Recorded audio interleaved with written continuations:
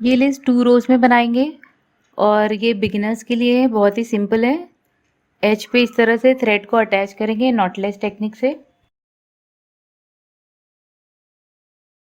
Thread attach होने के बाद हमें चेन स्टिच बनानी है। थ्रेड को इस साइड रखना है, इस तरह से थोड़े से डिस्टेंस पे इस तरह से रखते हुए एक चेन स्टिच बनाएंगे।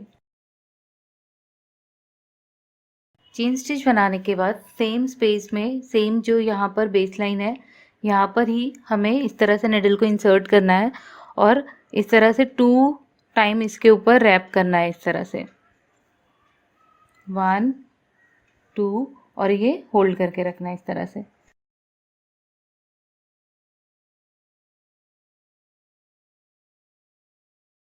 तो अब सेम रिपीट करते हुए बेस लाइन कंप्लीट करेंगे। सेम इतने डिस्टेंस पे जाएंगे और इस तरह से चेन स्टिच बनाएंगे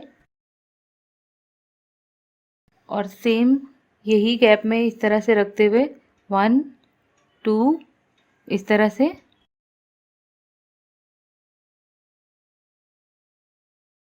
होल्ड करेंगे, इस तरह से 1 2 3।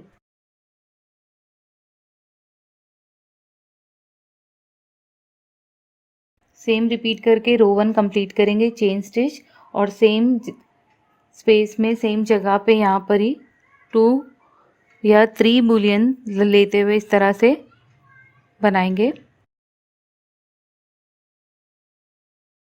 तो ये रो को इसी तरह कंप्लीट करें। सेकेंड रो बनाएंगे तो ये फर्स्ट पेज है, यहाँ पर थ्रेड को अटैच करेंगे।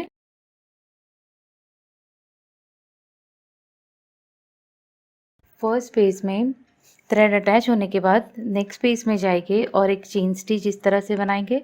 स्पेस में इंसर्ट करते हुए लेफ्ट साइड में थ्रेड रखा है मैंने और एक चेन स्टिच बना दिए। चेन स्टिच बनाने के बाद सेम स्पेस में मैंने निडल को इंसर्ट किया और इस तरह से रैप करेंगे इसके ऊपर 3 टाइम्स और अपने थ्रेड निडल को इस तरह से निकाल देना है। इस तरह से बूलियन स्टिच बनाने के बाद एक पर्ल ऐड करेंगे इस तरह से। पर्ल ऐड करने के बाद नेक्स्ट स्पेस में जाएंगे और इस तरह से रखते हुए लेफ्ट साइड में थ्रेड को रखते हुए इसे अटैच कर देंगे। अब सेम स्पेस में रखते हुए हमें इसके ऊपर बूलियन स्टिच बनाना है। तो इस तरह से मैंने 3 टाइम रैप लिया है, इसके ऊपर रैप किया और ये थ्रेड को पुल कर दिया। अब सेम रिपीट करेंगे, एक एक पर्ल को ऐड करते जाएंगे इस तरह से और नेक्स्ट स्पेस में इसे अटैच कर देंगे चेन स्टिच बनाते हुए और सेम स्पेस में हम बूलियन स्टिच भी बनाते जाएंगे। तो इस तरह से रखते हुए 1 2 3